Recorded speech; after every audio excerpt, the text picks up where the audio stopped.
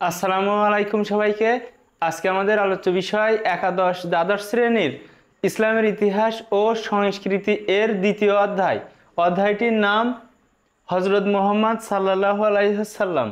এই অধ্যায় থেকে আমরা গুরুত্বপূর্ণ 150টি এমসিকিউ সমাধান করছি। মহানবী হজরত মুহাম্মদ সাল্লাল্লাহু আলাইহি ওয়াসাল্লামকে আল আমিন বলা হয় কারণ তিনি আমানত রক্ষা করতেন এবং সর্বদা সত্য কথা বলতেন। মহানবী সাল্লাল্লাহু আলাইহি ওয়াসাল্লাম কত খ্রিস্টাব্দে জন্মগ্রহণ করেন? 570। মহানবী সাল্লাল্লাহু আলাইহি ওয়াসাল্লাম কত খ্রিস্টাব্দে নবুয়ত লাভ করেন? 610। কোন পর্বতের গুহায় মহানবী সাল্লাল্লাহু আলাইহি ওয়াসাল্লাম এর নিকট ওহী নাজিল হয়? হেরা। ওয়াকারা বিন নওফেল কোন ধর্মে বিশ্বাসী ছিলেন? একেশ্বরবাদ। হিলফুল ফুজুল নামক সংঘ কত সালে গঠিত হয়? 590। হিলফুল ফুজুল গঠনের মূল উদ্দেশ্য কি ছিল? শান্তি প্রতিষ্ঠা। মহানবী সাল্লাল্লাহু আলাইহি ওয়াসাল্লামকে প্রথম প্রতিশ্রুত নবী হিসেবে শনাক্ত করেন বাহিরা। পবিত্র কুরআনে উম্মুল কুরা বলা হয়েছে কোন নগরীকে? মক্কা নগরীকে। কুরাইশ শব্দের অর্থ কি? দেখো, বণিক। হিলফুল ফুজুল কত বছর স্থায়ী হয়েছিল? 50 বছর। মুহাম্মদ শব্দের অর্থ কি? প্রশংসিত। মক্কাবাসী মহানবী সাল্লাল্লাহু আলাইহি ওয়াসাল্লামকে কি উপাধি দিয়েছিল? আল আমিন। মহানবী সাল্লাল্লাহু আলাইহি ওয়াসাল্লামকে হালিমার গৃহে পাঠানো হয়েছিল কেন? দেখো, গোত্রীয় প্রথা রক্ষার জন্য। হরবুল ফুজ্জার শব্দের অর্থ কি? পাপাচারীদের যুদ্ধ। হিলফুল ফুজুল গঠন করা হয় কেন? উপরের সবগুলো দেখো, এখানে কি কি? রক্তক্ষয়ী যুদ্ধ বন্ধের জন্য, দেশের শান্তি প্রতিষ্ঠার জন্য, মজলুমকে সাহায্য করার জন্য। সবগুলোই সঠিক উত্তর। মহানবী সাল্লাল্লাহু আলাইহি ওয়াসাল্লাম কত খ্রিস্টাব্দে নবুয়ত ঘোষণা করেন? দেখো, 613 খ্রিস্টাব্দে। উকাস মেলায় জুয়া খেলা, ঘোড়ার দৌড় ও কাব্য প্রতিযোগিতা নিয়ে এক ভয়াবহ যুদ্ধ সংঘটিত হয়। এ যুদ্ধের নাম কি? দেখো, হারবুল ফুজ্জার। কোন পর্বতের গুহায় মহানবী সাল্লাল্লাহু আলাইহি ওয়াসাল্লাম এর নিকট ওহী নাজিল হয়? হেরা। ওহী লেখার জন্য নবী করিম সাল্লাল্লাহু আলাইহি ওয়াসাল্লাম এর ব্যক্তিগত সহকারী কে ছিলেন? দেখো, মুয়াবিয়া। কোন খ্রিস্টাব্দকে আমুল হুজন বলা হয়? 619। কার নেতৃত্বে মুসলমানরা আবিসিনিয়ায় হিজরত করেছিলেন? হজরত ওসমান রাদিয়াল্লাহু তাআলা আনহু। হিজরি সাল কে প্রবর্তন করেন? হজরত ওমর রাদিয়াল্লাহু তাআলা আনহু। হজরত মুহাম্মদ সাল্লাল্লাহু আলাইহি ওয়াসাল্লাম এর নবুয়তের 100 বছরের মাথায় মুসলিম বীরগণ গোটা পৃথিবীর অর্ধেকের ওপর ইসলাম ধর্ম প্রতিষ্ঠা করে। এ বিজয়ের সূচনা ছিল কোনটি? দেখো, বদরের যুদ্ধ। শিশু মহানবী সাল্লাল্লাহু আলাইহি ওয়াসাল্লাম এর ধাত্রী কোন বংশের ছিলেন? বনি সাদ। আকাবার প্রথম শপথ কত খ্রিস্টাব্দে অনুষ্ঠিত হয়? 620 খ্রিস্টাব্দে। হিলফুল নামকরণের পিছনে কারণ কি? সদস্যদের নামের সাথে সামঞ্জস্যতা। মহানবী সাল্লাল্লাহু আলাইহি ওয়াসাল্লামকে আল আমিন ডাকার মাধ্যমে কোনটি প্রমাণিত হয়? দেখো, বিশ্বস্ততা। কুরাইশ ও হাওয়াজিন গোত্রদ্বয়ের যুদ্ধ কোনটি? হারবুল ফিজার। 40 বছর বয়সে মহানবী সাল্লাল্লাহু আলাইহি ওয়াসাল্লাম এর জীবনের গুরুত্বপূর্ণ ঘটনা কোনটি? দেখো, নবুয়ত লাভ। 610 খ্রিস্টাব্দ। আনসার ও মুহাজিরিনদের সুসম্পর্কের মূলে কোন কারণটি সক্রিয় ছিল? ধর্মীয় ভ্রাতৃত্ববোধ। ধর্মীয় ভ্রাতৃত্ব। সর্বপ্রথম ঈমান গ্রহণকারী মহিলার নাম কি? হযরত খাদিজা রাদিয়াল্লাহু তাআলা আনহা। নবুয়ত কি?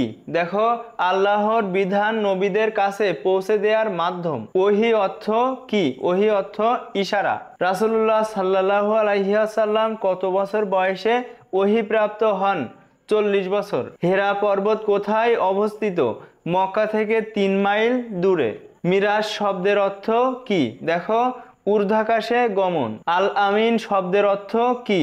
বিশ্বাসী। হিলফুল ফুজুল অর্থ কি? দেখো, শান্তি সংঘ। কত খ্রিস্টাব্দে মিরাজ সংগঠিত হয়? 620 খ্রিস্টাব্দে। আকাবার শপথ মোট কতবার অনুষ্ঠিত হয়? 3 বার। হিলফুল ফুজুলের উদ্দেশ্য ছিল? দেখো, শান্তি শৃঙ্খলা প্রতিষ্ঠা করা, নিঃস্ব অসহায় ও দুর্গতদের সেবা করা। এখানে দেখো ইসলাম প্রতিষ্ঠা করা এটা হবে না। কুরআন ও হাদিসের সকল বাণী আমরা নির্দ্বিধায় বিশ্বাস করব, যাচাই বাছাইয়ের পর বিশ্বাস করব, এটা কিন্তু হবে না। আমাদের অবশ্যই বিশ্বাস করতে হবে। দেখো সত্য জেনে আমল করব। সঠিক উত্তর 1 আর 3। মহানবী সাল্লাল্লাহু আলাইহি ওয়াসাল্লাম ইসলাম প্রচারে কুরাইশদের বিরোধিতার কারণ কি কি বিরোধিতার কারণ ছিল? দেখো তাদের সামাজিক প্রতিপত্তি খর্ব হওয়া, তাদের ধর্মীয় বিশ্বাসে আঘাত করা, তাদের অর্থনৈতিক স্বার্থ বিপন্ন হওয়া, সবগুলোই সঠিক। ওয়াকা বিন নওফেল ছিলেন দেখো ইহুদি ধর্মগ্রন্থের পণ্ডিত, খ্রিস্টান ধর্মগ্রন্থের পণ্ডিত। শেষের দুইটা সঠিক। হিলফুল ফুজুলের মূল উদ্দেশ্য ছিল, দেখো কি কি উদ্দেশ্য ছিল? দেশের শান্তি শৃঙ্খলা ও নিরাপত্তা কায়েম করা, দুর্বল এতিম নিঃস্ব ও অসহায়কে সাহায্য করা। এই দুইটা সঠিক উত্তর। মহানবী সাল্লাল্লাহু আলাইহি ওয়াসাল্লামকে আল আমিন বলা হতো কারণ কি কি? দেখো সত্যবাদিতার জন্য, বিশ্বস্ততার জন্য, প্রথমটা আর শেষেরটা। হিলফুল ফুজুলের উদ্দেশ্য কি ছিল? দেখো আমাদের উত্তর হবে শান্তি শৃঙ্খলা প্রতিষ্ঠা করা, নিঃস্ব অসহায় ও দুর্গতদের সেবা করা, অর্থাৎ শেষের দুইটা সঠিক। হিজরত কারণ ও গুরুত্ব। হিজরতের পর মদিনাবাসী হযরত মুহাম্মদ সাল্লাল্লাহু আলাইহি ওয়াসাল্লামকে কিভাবে গ্রহণ করেছিল? দেখো আনন্দ চিত্তে। মহানবী কত খ্রিস্টাব্দে মক্কা থেকে মদিনায় হিজরত করেন? 622। মুসলমানদের আবিসিনিয়ায় হিজরতের সময়ে সেখানকার রাজা কে ছিলেন? নাজ্জাসী। মুসলমানরা প্রথম হিজরত করেন কোথায়? আবিসিনিয়ায়। হিজরতের সময় মহানবী সাল্লাল্লাহু আলাইহি ওয়াসাল্লাম এর সঙ্গী কে ছিলেন? হযরত আবু বকর রাদিয়াল্লাহু তাআলা আনহু। হিজরতের পরে মদিনায় মুসলমানদের আশ্রয় দানকারীদেরকে ইসলামের ইতিহাসে কি নামে ডাকা হয়? দেখো আনসার। হিজরি সাল গণনা শুরু হয় কত খ্রিস্টাব্দ থেকে? 622। আল আকাবা কি?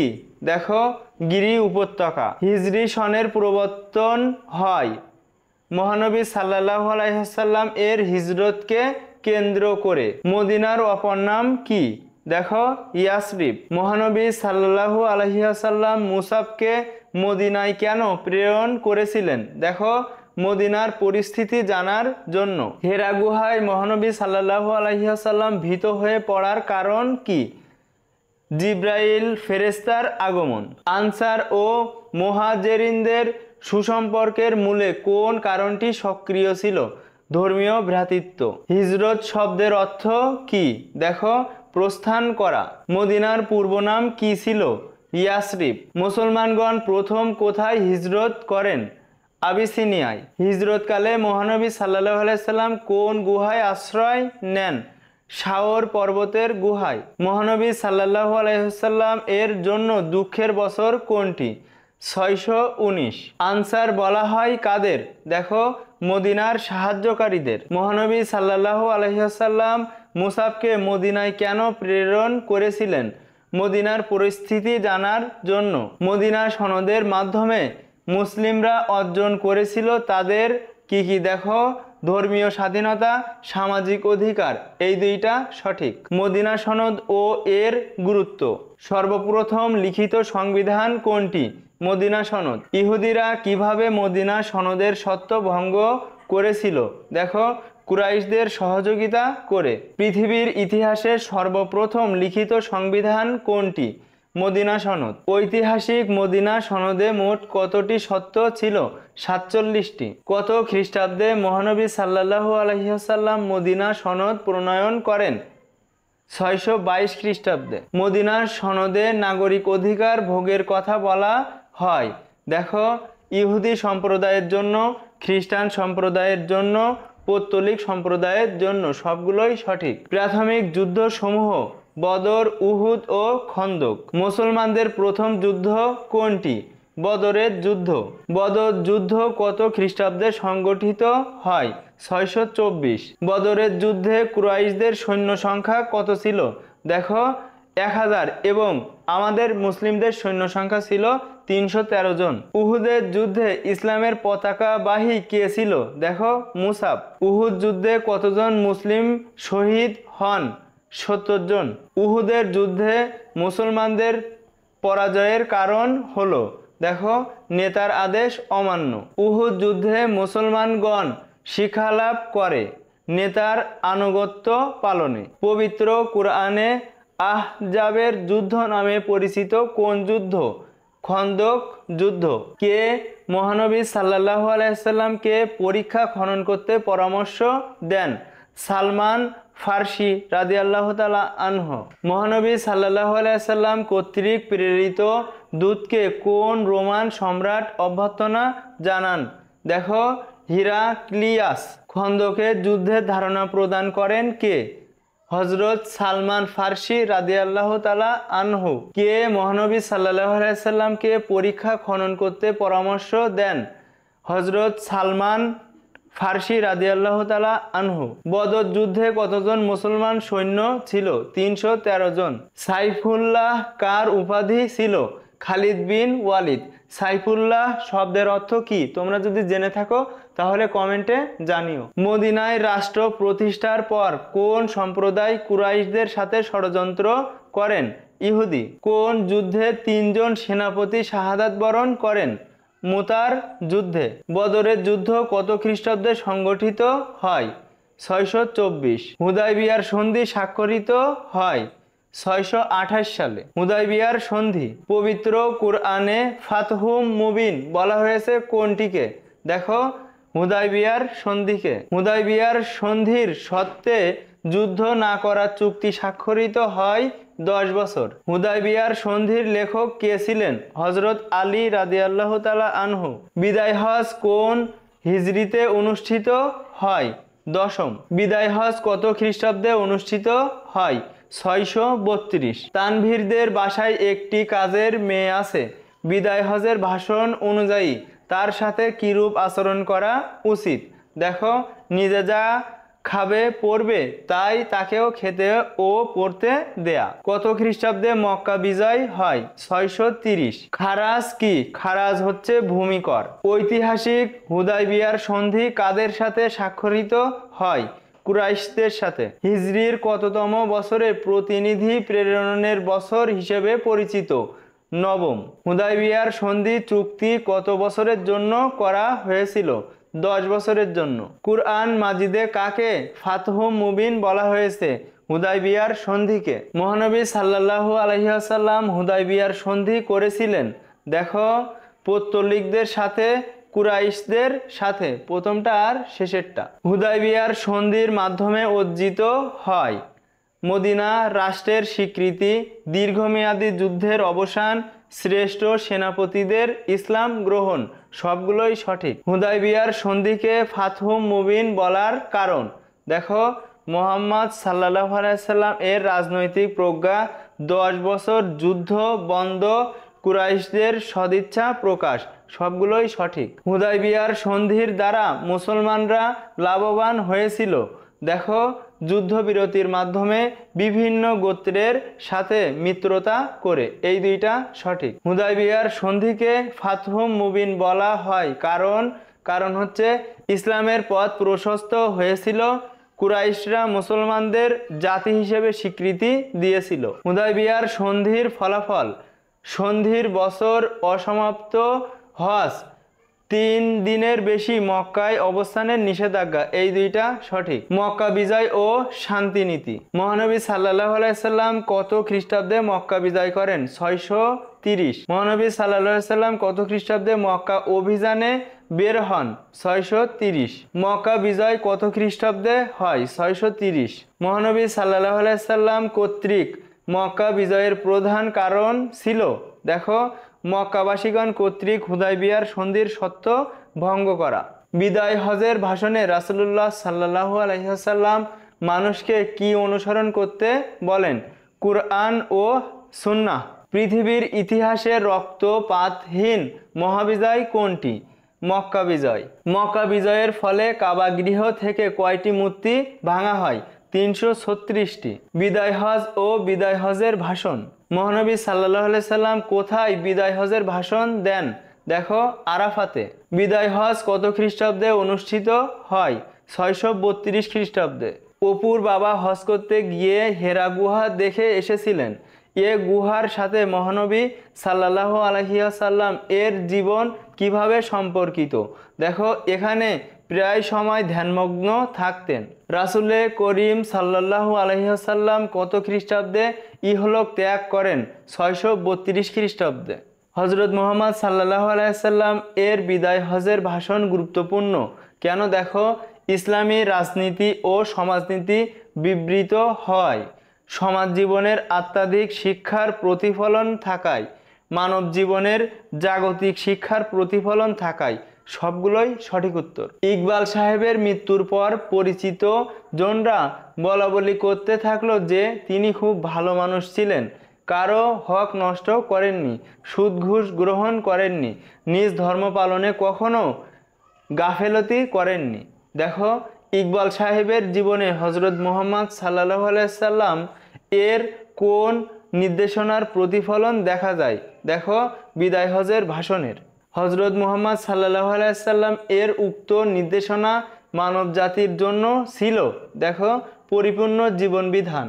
বিষ্ণুপুরের মাওলানা আব্দুল মান্নান একটি ভাষণে গ্রামবাসী ও পরিবারকে নানান নির্দেশনা দেন।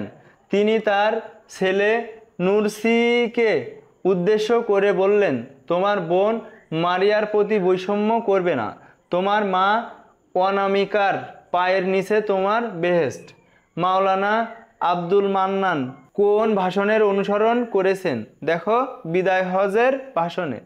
আব্দুল মান্নান অনুসৃত ভাষণে বলা হয়েছে, দেখো নারী অধিকার দান, নারীদের মর্যাদা দান, বৈষম্যহীন সমাজ, সবগুলোই সঠিক। মহানবী সাল্লাল্লাহু আলাইহি সাল্লাম এর সংস্কার সমূহ। প্রত্যেক সংগতি সম্পন্ন মুসলমানদের দরিদ্রের মধ্যে বন্টনের উদ্দেশ্যে প্রদান করা উচিত যাকাত। সর্বপ্রথম লিখিত সংবিধান কোনটি? মদিনা সনদ। মুসলিম দেশে বসবাসকারী অমুসলিমরা জিজিয়া প্রদান করত নিরাপত্তার জন্য। সম্পূর্ণ পবিত্র কুরআন নাজিল হতে কত বছর সময় লাগে? 23 বছর। মহানবী সাল্লাল্লাহু আলাইহি ওয়াসাল্লাম এর আদর্শ দ্বারা আরব সমাজ থেকে বিদূরিত হয়েছিল। দেখো অশ্লীলতা, বিশৃঙ্খলা, এই দুইটা সঠিক। জনাব বাবুল একজন বিশিষ্ট শিল্পপতি। তিনি প্রতি বছর তার যাবতীয় খরচ শেষে বছরান্তরে একটি নির্দিষ্ট পরিমাণ অর্থ শরিয়া মোতাবেক ফকির মিসকিনদের মাঝে বিতরণ করেন। বাবুল সাহেবের কাজের সাথে মহানবী সাল্লাল্লাহু আলাইহি ওয়াসাল্লাম এর রাজস্ব ব্যবস্থার কোন বিষয়টি ফুটে উঠেছে? যাকাত। উক্ত ব্যবস্থা গ্রহণের ফলে সম্পদ বৃদ্ধি পায়, গরিবরা ধনী হয়, ধনী গরিবের বৈষম্য লাঘব হয়, সবগুলোই সঠিক। সিরাতুন নবী সাল্লাল্লাহু আলাইহি ওয়াসাল্লাম আলোচনা অনুষ্ঠানে একজন প্রত্যক্ষ ইসলামী চিন্তাবিদ বললেন, রাসূলুল্লাহ সাল্লাল্লাহু আলাইহি সাল্লাম এর হিজরত ছিল ইসলামের ভিত্তি সুদৃঢ় করার অন্যতম প্রধান মাধ্যম। হিজরতের মাধ্যমেই রাসূলুল্লাহ সাল্লাল্লাহু আলাইহি সাল্লাম ধর্মীয় নেতার পাশাপাশি রাজনৈতিক নেতা হিসেবে পরিচিতি লাভ করেছিলেন। উদ্দীপকের কেন্দ্রীয় মূল ঘটনা পরিভাষিত অর্থ। দেখো স্থানান্তর। উদ্দীপকের ঘটনাটির মাধ্যমে কি হবে? দেখো মদিনার ইসলামী রাষ্ট্রের গোড়াপত্তন হয়েছে, রাসূলুল্লাহ সাল্লাল্লাহু আলাইহি সাল্লাম রাষ্ট্রনায়কের মর্যাদা লাভ করেছে, প্রথমটা আর শেষেরটা। মহানবী সাল্লাল্লাহু আলাইহি সাল্লাম এর চারিত্রিক গুণাবলী ও কৃতিত্ব। বিশ্ব মানবতা কার আদর্শিক বিপ্লবে উদ্ভাসিত হয়? মহানবী সাল্লাল্লাহু আলাইহি সাল্লামের। রাসূলুল্লাহ সাল্লাল্লাহু আলাইহি সাল্লাম এর দাদার নাম কি? Abdul Muttalib. আল আমিন অর্থ কি? বিশ্বাসী। মহানবী সাল্লাল্লাহু আলাইহি সাল্লাম ছিলেন, দেখো দানশীল, অড়াম্বর প্রকৃতির, অত্যন্ত বিনয়ী, সবগুলোই সঠিক। সেলিনা কাজের মেয়ে বলে বাড়িওয়ালার অনেক নির্যাতন ভোগ করে। মাসুম সাহেব সেলিনার মালিককে ক্ষতিপূরণ দিয়ে নিজের বাসায় নিয়ে আসেন। এ ঘটনার সাথে সামঞ্জস্যপূর্ণ ব্যক্তিত্ব হজরত আবু বকর রাদিয়াল্লাহু তাআলা আনহু এবং হজরত বেলাল রাদিয়াল্লাহু তাআলা। হজরত মুহাম্মদ সাল্লাল্লাহু আলাইহি সাল্লামের অনুপম চরিত্র এবং সত্যনিষ্ঠার কথা আরবের সর্বত্র ছড়িয়ে পড়ায় জনৈক মহিলা হজরত মুহাম্মদ সাল্লাল্লাহু আলাইহি সাল্লামকে তার ব্যবসার তত্ত্বাবধায়ক নিযুক্ত করেন। উদ্দীপকের জনৈক মহিলার নাম কি? হজরত খাদিজা রাদিয়াল্লাহু তাআলা আনহা। উক্ত মহিলা হজরত মুহাম্মদ সাল্লাল্লাহু আলাইহি সাল্লামকে ব্যবসার তত্ত্বাবধায়ক নিযুক্ত করেছিলেন কেন? দেখো, হজরত মুহাম্মদ সাল্লাল্লাহু আলাইহি সাল্লাম এর সত্যবাদী চরিত্রের জন্য, হজরত মুহাম্মদ সাল্লাল্লাহু আলাইহি সাল্লাম এর যোগ্যতার জন্য, হজরত মুহাম্মদ সাল্লাল্লাহু আলাইহি সাল্লাম এর বিশ্বস্ততার জন্য। সবগুলোই সঠিক।